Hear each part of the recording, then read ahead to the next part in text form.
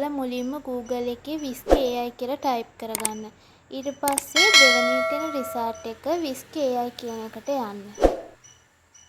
ඊට පස්සේ ඔයාලට මේ වගේ Whisk AI page එක open වෙනවා. ඒකේ මේ පෙන්නලා තියෙනා වගේ add image කියන එකට යන්න. ඒ ගියන් පස්සේ එනවා ඔයාලට හදාගන්න ඕනේ ෆොටෝ එක ඇඩ් කරන්න තැනක්. ඒ තැන සබ්ජෙක්ට් කියලා තමයි තියෙන්නේ. ඒකේ මේ පෙන්නන ෆොටෝ එක ඇඩ් කරන්න තියෙන මේ රතුවෙන් පෙන්නන මාක් එකට ගිහිල්ලා ඔයාලට හදාගන්න ඕනේ ෆොටෝ එක මෙතනට ඇඩ් කරගන්න. දැන් මට හදාගන්න ඕනේ ෆොටෝ එක ඇඩ් කරගත්තා.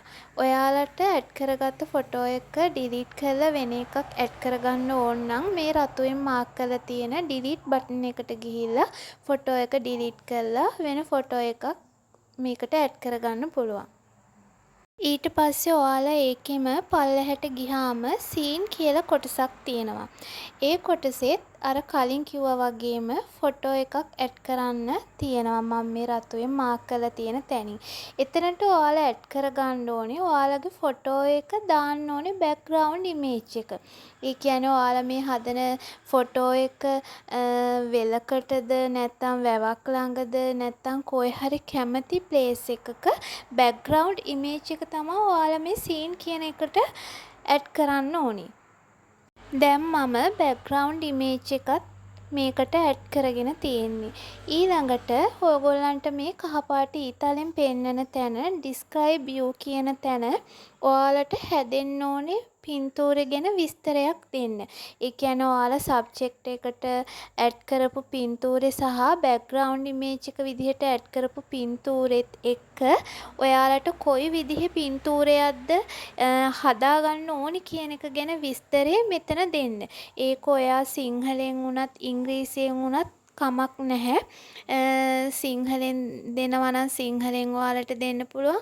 ඉංග්‍රීසියෙන් ටයිප් කරනවා නම් ඉංග්‍රීසියෙන් ටයිප් කරන්න පුළුවන්. සිංහල ඉංග්‍රීසි දෙකම මික්ස් කරලා ටයිප් කරන්න පුළුවන්. කැමති විදිහකට ඔයාලා මෙතන විස්තරය දෙන්න.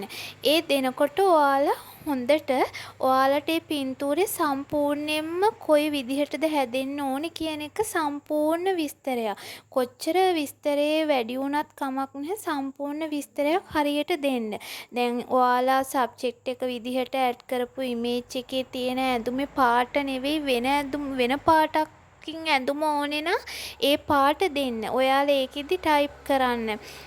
මේ සබ්ජෙක්ට් එකේ ඉන්න ගෑනු ළමයා ඇඳන් ඉන්න ඇඳුමේ පාට නෙවෙයි මට රතු පාට දිග ගවුමක් ඇඳන් ඉන්න විදිහට කියලා ඔයාලට අවශ්‍ය දේ සම්පූර්ණ මේකේ දෙන්න. ඒකෙදි මම ඔයාලට කියනවා ඔයාලා ගොඩක්ම හොඳයි සිංහල ඉංග්‍රීසි කලවමේ ටයිප් කරන්නේ නැතුව එක්කෝ සිංහලෙන් විතරක් එහෙම නැත්නම් ඉංග්‍රීසියෙන් විතරක් ටයිප් කරනවා නම් මේකෙදි ඔයාලා බලාපොරොත්තු වෙන පින්තූරය ඒ විදිහටම හදාගන්න පුළුවන්. මොකද මේ ඇප් එකේදී තේරුම් ගැනීමේ ඒ ඇප් එකට තේරුම් ගැනීමේ පාසුවට ඔයාලා එක භාෂාවකින් ටයිප් කරනවා නම් වඩාත් හොඳයි. ඊට පස්සේ ඔයාලා කැමති විදිහට ඒ විදිහට ටයිප් කරගත්තට පස්සේ මම මේ රතු ඊතලෙන් පෙන්නලා තියෙන තැන ක්ලික් කරාම ඔයාලට පුළුවන් ඔයාලා මේ හදන වීඩියෝ එක ඔයාලට දිග අතටද නැත්නම් ලෑන්ඩ්ස්කේප් විදිහටද නැත්නම් කොටුවක් විදිහටද කියන එක සිලෙක්ට් කරගන්න. ඔයාලා ෂෝට් වීඩියෝ එකක් හදනවා නම් පෝට්‍රේට් කියන එක දෙන්න පුළුවන් 9:16.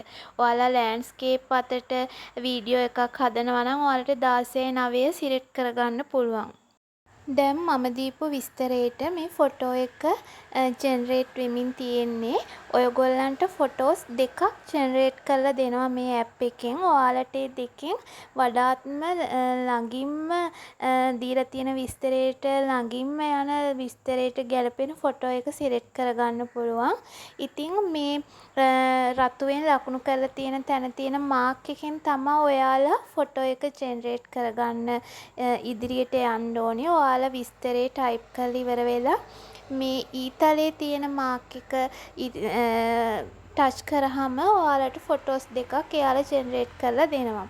එතකොට ඔයාලට ඒ දීපු ෆොටෝ එක ඔයාලා දීපු විස්තරේටම සමාන නැත්නම් ඔයාලට නැවත පුළුවන් ඒ විස්තරය ඔයගොල්ලන්ට වෙනස් කරගෙන අඩු වැඩිය දාලා ඔයාලට ආපහු අර කලින් වගේම ඒ ඊතලේ මාක් එක දීලා නැවතත් ෆොටෝස් ජෙනරේට් කරන්න. දැන් මට දීපු විස්තරයට අදාළව ෆොටෝස් දෙකක් ජෙනරේට් කරලා දීලා තියෙනවා. ඉතින් මේ දෙකෙන් මම එකක් සිලෙක්ට් කරගන්නවා ඉස්සරහට මගේ වීඩියෝ එක හදාගන්න. ඔයාලට මේ ෆොටෝ එක මේ ඊතලෙන් පෙන්නලා තියෙන මාක් එකෙන් ඩවුන්ලෝඩ් කරගන්න පුළුවන් ඔයාලගේ ෆෝන් එකට. දැන් මේ තියෙන්නේ මම ජෙනරේට් කරගත්ත මගේ ෆොටෝ එක. ඔයාලා දැන් නැවතත් Google එකට ගිහිල්ලා මම මේ කියන විදිහට Google එකේ Flow AI කියලා ටයිප් කරගන්න. Flow AI කියලා ටයිප් කරගන්න. ඒ ටයිප් කරගත්තාම ඒකේ මුලින්ම එන රිසල්ට් එකට ඔයාලා යන්න. ඊට පස්සේ Flow site එක ඕපන් වෙනවා. ඒකේ Create with Flow කියන මේ ටැබ් එකට ගිහිල්ලා New Project කියන එකට යන්න.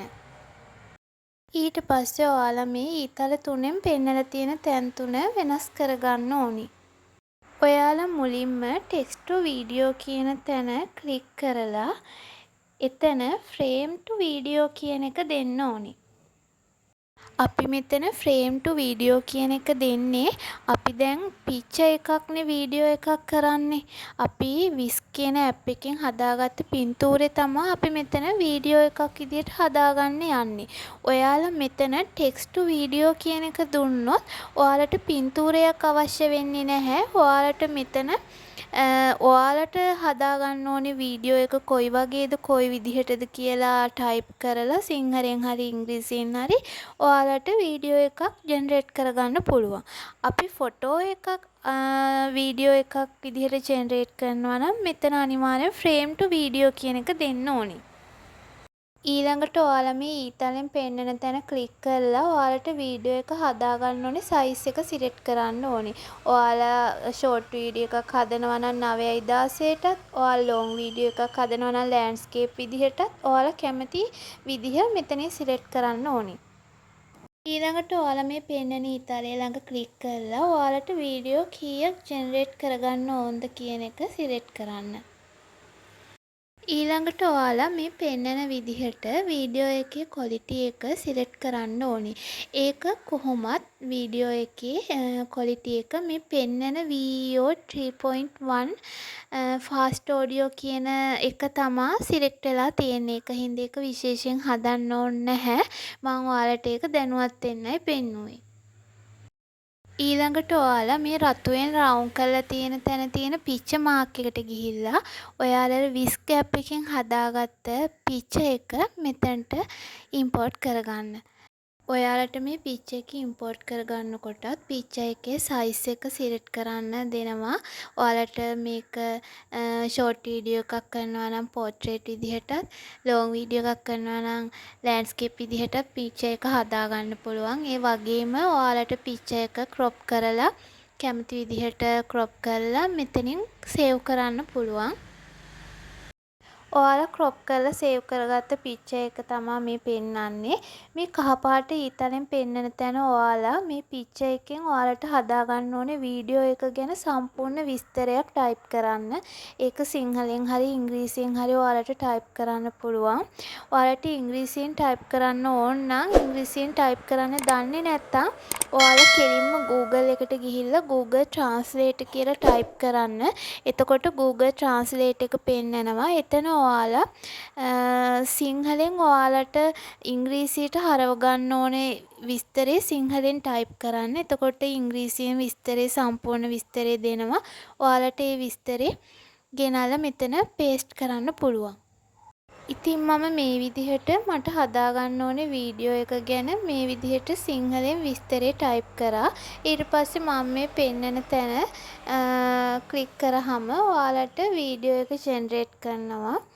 මෙතනදී ඔයාලා මතක තියාගන්න ඕන කාරණාව තමා ඔයාලා අනිවාර්යයෙන්ම ඔයාලට කොයි වගේ වීඩියෝ එකක්ද හදාගන්න ඕනි කියන එක ගැන සම්පූර්ණ විස්තරය මෙතන ටයිප් කරන්න ඕන. මොකද එහෙම නොවුනොත් ඔයාලට ඔයාලා බලාපොරොත්තු වෙන වීඩියෝ එක ජෙනරේට් කරගන්න බැරුව යනවා. ඔයාලට මතක තියාගන්න ඕනේ මේ ෆ්ලෝ ඇප් එකේ ඔයාලට ක්‍රෙඩිට් ප්‍රමාණයක් හම්බ වෙනවා. මට මතක විදිහට ක්‍රෙඩිට් 50ක් හරි 100ක් හරි තමයි හම්බෙන්නේ. ඒ ක්‍රෙඩිට් ප්‍රමාණය ඉවර වුණාන් පස්සේ ඔයාලට වීඩියෝ ජෙනරේට් කරගන්න බෑ. ඉතින් ඔයාලා අනිවාර්යයෙන්ම මේ ක්‍රෙඩිට් වලින් උපරිම ප්‍රයෝජනයක් ගන්න ඕනේ. ඔයාලා අනිවාර්යයෙන්ම ඔයාලට හදාගන්න ඕනේ වීඩියෝ එක ගැන සම්පූර්ණ විස්තරය ඔයාලා ටයිප් කරන්න. එතකොට ඔයාලට සම්පූර්ණ හොඳ ඔයාලා බලාපොරොත්තු වෙන වීඩියෝ එක ඔයාලට හදාගන්න පුළුවන්. මගේ දැන් මේ ක්‍රෙඩිට් ප්‍රමාණය ඉවරයි. මම වීඩියෝස් ජෙනරේට් කරලා ඉතින් දැන් මට වීඩියෝ හදනවා නම් අනිවාර්යයෙන්ම මේ ෆ්ලෝ ඇප් එක බයි කරන්න ඕනේ. ඉතින් ඔයාලත් මේ ක්‍රෙඩිට් ප්‍රමාණයෙන් උපරිම ප්‍රයෝජන ගන්න බලන්න. ඉතින් මම ඔයාලට දැන් පෙන්නන්නම් මම මේ ෆ්ලෝ සයිට් එකෙන් හදපු වීඩියෝ එකක්. ඉතින් මේ තියෙන්නේ මම ෆ්ලෝ සයිට් එකෙන් හදාගත්ත ලස්සන වීඩියෝ එකක්. ඉතින් මේ වගේ වීඩියෝ ඔයාලටත් හදන්න පුළුවන්. ඉතින් ඔයාලා මගේ මේ වීඩියෝ එක දිගටම බලන්න ඇති කියලා හිතනවා. ඉතින් මේ වීඩියෝ එකෙන් ඔයාලා යම්කිසි දැනුමක් අරගන්න ඇති කියලා හිතනවා. ඉතින් අනිවාර්යෙන් මගේ channel එක subscribe කරන්න.